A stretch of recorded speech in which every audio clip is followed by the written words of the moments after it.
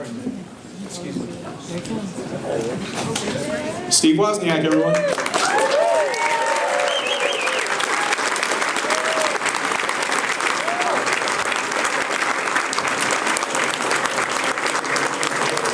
Yeah, if there's a time limit, you can forget it. Okay. And I'm going to stay afterwards for a while, as much time as we have to meet people individually. And Colorado Springs is so great to be here. It's been a big part of my life.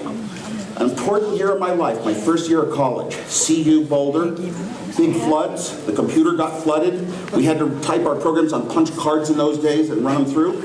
So what did they do with no computer? We had a class going on, Introduction to Computer, a graduate level class. They took our punch card programs, put them in a van, ran them down here to the same computer in Colorado Springs, ran them through, and then got them back. We got one turnaround a day. But more importantly, my daughter works here. So I've got a series of questions for Mr. Wozniak, and we'll go through those, and then after that, hopefully we'll have some time for some Q&A. The first question is, how much of entrepreneurial success is due to mentoring, and who mentored you? I don't know, because you'd have to analyze like 100 different entrepreneurial experiences and come up with an estimate of what's percentage. You're asking how much. But in our case, it was really critical because back in those days, there were companies that existed in Silicon Valley, making silicon and all that, and they would spin off a few engineers, older guys that knew what they were doing. They would get funded, and it'd be a spin-off. But we didn't have much of the real entrepreneurship, which is the young people coming from almost nowhere. So in our case, we were young, in our young 20s, no business experience, no business schooling, no courses in universities, no money in the bank.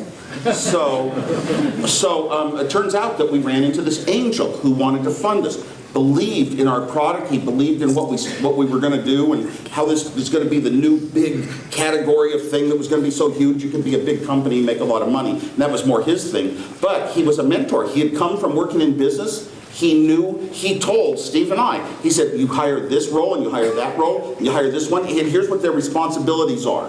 And here's what Steve Jobs' responsibilities would be, here's what mine would be. He basically set up the whole company and really ran it and set up the company that made Apple so successful, more than anything else. Because in the end, it's not so much even having great products, it's the people that you have in a company. And those were gung-ho exciting days. So I put a very high tag on mentorship. Every time I think back, where were the highlights of my life that gave me the abilities that allowed me to do what I did? And it was really back to high school and university levels. So every time it's young people, I want to talk to them, give them any advice I can. I really believe mentorship is very important when it's needed. But there might be cases where it wasn't needed too.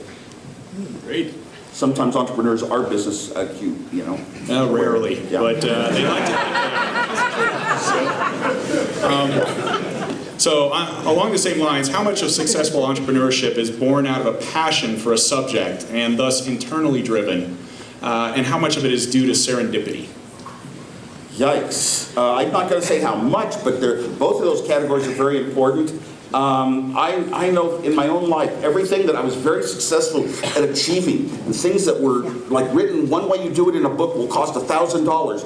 Wait, here's a method that's never been in a book. It's engineering. It will work, and it only costs $1. How do you hit on those things? You have to be driven so much from the inside. And it's, I believe that nothing ever pushed me like the rewards that everyone can see, extrinsic rewards they call it in psychology. I'd never pushed by salaries or awards or titles or anything. I did like showing off, so that's kind of an award. Showing off my design abilities, isn't it? But it was the intrinsic awards. When you had a personal goal inside, oh, I want to do this and show people how great a job can be done, better than they even do out of companies. That was really my driving force. So I believe very much in having this strong passion that you want to do. And it's personal. It's not like you're trying to do it for your company or, it's really kind of for yourself. One example was our floppy disk. We had a slow floppy tape when we introduced the Apple II computer. This is the product that would be our only successful product for the first 10 years of the company, by the way.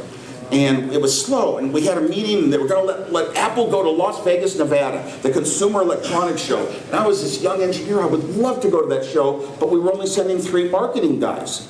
Mike Markle on marketing, Gene Carter sales, and Steve Jobs. And I'm too shy to say, hey, can you send me, pay the money so I can see Las Vegas? I want to see the lights, the city of lights. So I raised my hand in the staff meeting and I said, if we have a floppy disk, we can show it. And I didn't know anything about floppy disk drives. I had never worked with a disk drive hardware or software in my life. But I knew that if I suggested something technical and it was 2 weeks to the show, if I could design it in 2 weeks and type in run checkbook, run a program and it would run, and run another program and it would run, I would get to go to Las Vegas. Because if we showed the floppy disk, they'd have to take me without me asking to go. And man, I got to work, and not knowing anything really helped a lot because I just constructed the absolute ultimate floppy disk controller of all time. It was hugely successful, but it was really because I wanted to see Las Vegas. I worked every day, Christmas Day, New Year's Day. Every day, we got down to the show, I had a high school programmer with me, and the main thing I remember is teaching him how to play craps, and he won 35 bucks. You got to have fun wherever you go. Yeah. Using math for evil, is that what that is? Serendipity. Now, serendipity, turns out that my whole life was actually aimed towards building this one product. All on my own. It was all built and conceived before Steve Jobs even knew it existed, actually. So that was that's why I got employee number one. But I had this Apple II computer, and it was so incredibly good. But everything was going to focus on me doing it that year.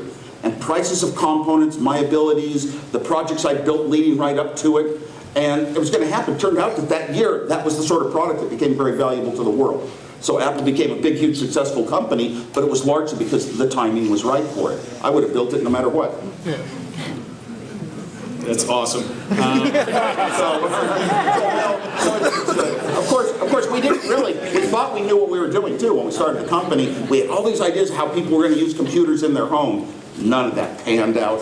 Turns out, spreadsheet program came out, and businessmen could do all these calculations, and that took the world off. And it still does today too. So yeah, we were ahead of the curve, and there were no established markets and companies, so we just had to swing to sell the right computer to the right people.